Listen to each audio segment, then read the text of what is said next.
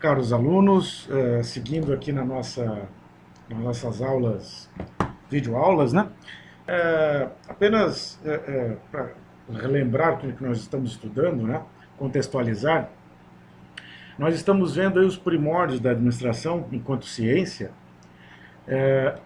no qual a gente pode chamar de abordagem clássica ou escola clássica, as seguintes escolas que nós já estudamos, né? Administração científica, com Taylor, né?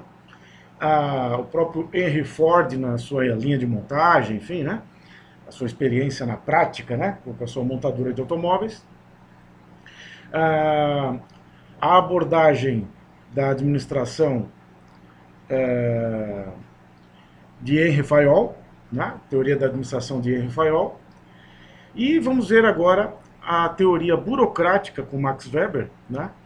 Que, então, tudo isso, né? A administração científica, a abordagem de Henry Fayol, com a teoria da administração, Henry Ford e agora a teoria burocrática de Max Weber, tudo isso compõe a chamada abordagem clássica ou escola clássica da administração, que são as primeiras escolas que trouxeram à luz aí a administração, né, estudo e aplicações da administração a partir desse momento estão considerados como ciência. Sobre a burocracia, nós temos o grande ícone, né, Max Weber, alemão, sociólogo, né, que desenvolveu essa teoria. E enquanto Henry Fayol estudava, né, publicava suas obras em relação à teoria da administração, Max Weber, enquanto sociólogo, também tinha um enfoque aí na questão da administração, dos controles, né, da burocracia nas organizações. Depois nós vamos falar um pouquinho sobre a questão das disfunções, né, da burocracia. Hoje se fala muito das disfunções, né, mas a burocracia, em certa medida, ela é importante, né? Ela trouxe avanços, né? A teoria da burocracia é fundamental, né? Para que haja maior formalização, né? Que se tenha regras definidas, rotinas definidas, né? A crítica que se faz é o engessamento disso. E aí nós concordamos, né? Tanto que depois da teoria da burocracia vieram outras contribuições que nós vamos ver também, né? Outras escolas que contribuíram, mas, repito, a burocracia em si não é ruim, ela é necessária, né? Os controles são necessários. Uma empresa que não tem controle, ela está perdida, né? Não sabe para onde vai, né? O que fazer, qual o melhor caminho, né?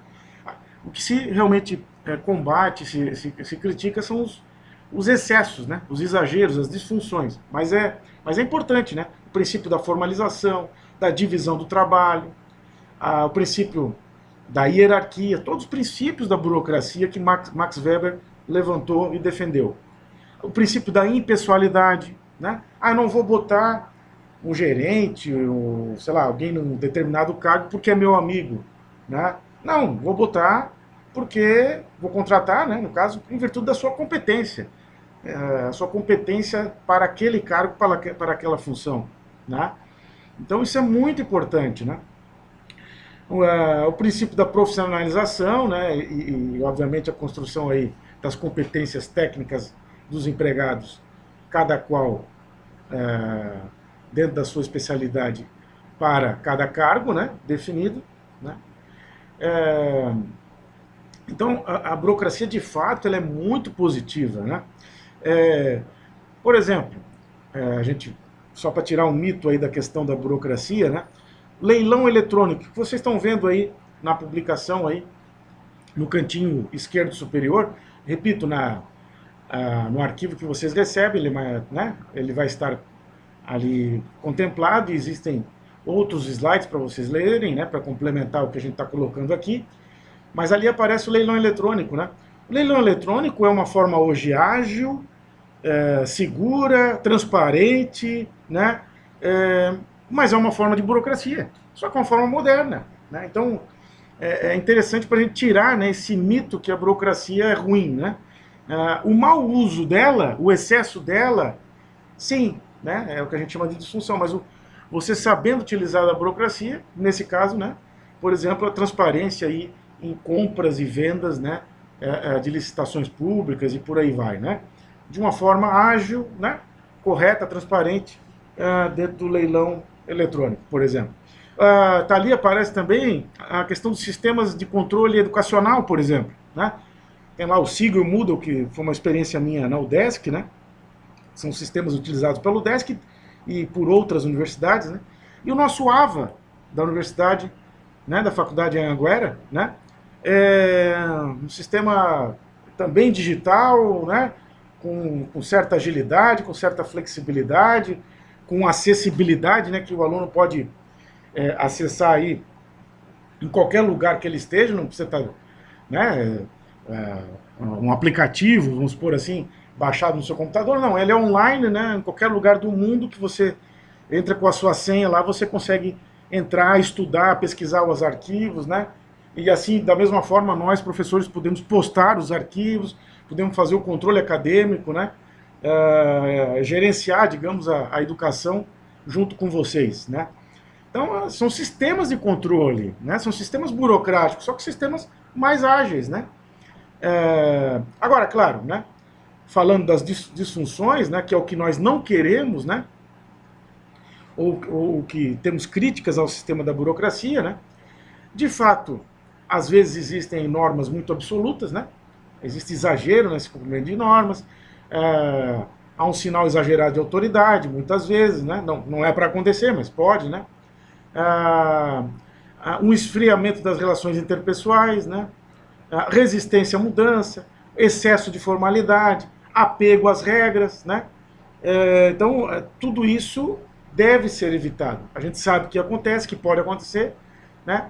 Mas são questões que podem ser trabalhadas para que não devam acontecer, né? Então, características importantes da burocracia: o caráter legal das normas, né, a divisão do trabalho, a formalização das comunicações, né, impessoalidade no relacionamento, né, para que haja isonomia de trabalho, de relação de trabalho para todos, né, e não preferência por esse ou por aquele em virtude de amizades ou gostos ou coisa parecida, né. A hierarquização da autoridade, que até certo ponto é importante, né. As pessoas têm que saber, né, quem manda, quem pode, quem não pode, né, a quem me reportar se caso algo der errado, né. Isso tem que estar claro, e a burocracia deixa isso claro, né. Rotinas e procedimentos, da mesma maneira, a competência técnica e o mérito, então a meritocracia acaba dominando, né, sendo a voz corrente aí na teoria da burocracia, a especialização da administração e a profissionalização, né. E as disfunções que nós já citamos, então essa nós temos que tentar, né?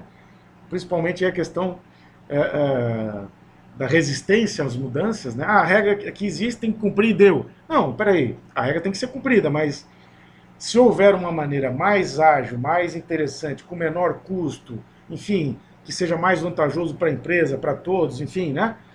Vamos estudar e vamos mudar, né? Então, a regra tem que ser cumprida até no momento que ela vale, obviamente, né? Mas se a gente verifica um aperfeiçoamento do sistema, é óbvio que as empresas têm que estar abertas para que isso aconteça, né? Então, detalhes aí que a gente tem que observar sobre a burocracia, mas é fato que ela trouxe muito desenvolvimento naquele momento histórico, principalmente que a gente tem que entender, né, o contexto que as empresas começaram a crescer muito, né? E simplesmente você gerenciar uma empresa ao meu bel gosto, digamos assim, sem o que a gente hoje chama de governança corporativa, né? Sem ter limites, né? Sem você estabelecer visão de futuro e etc., né? Normas da empresa, isso começou a ser inviável, porque as empresas cresceram e você precisava ter um norte definido para que tudo isso aconteça. Fica aí as nossas reflexões e acompanhe o material no nosso no AVA também. Até o próximo aula.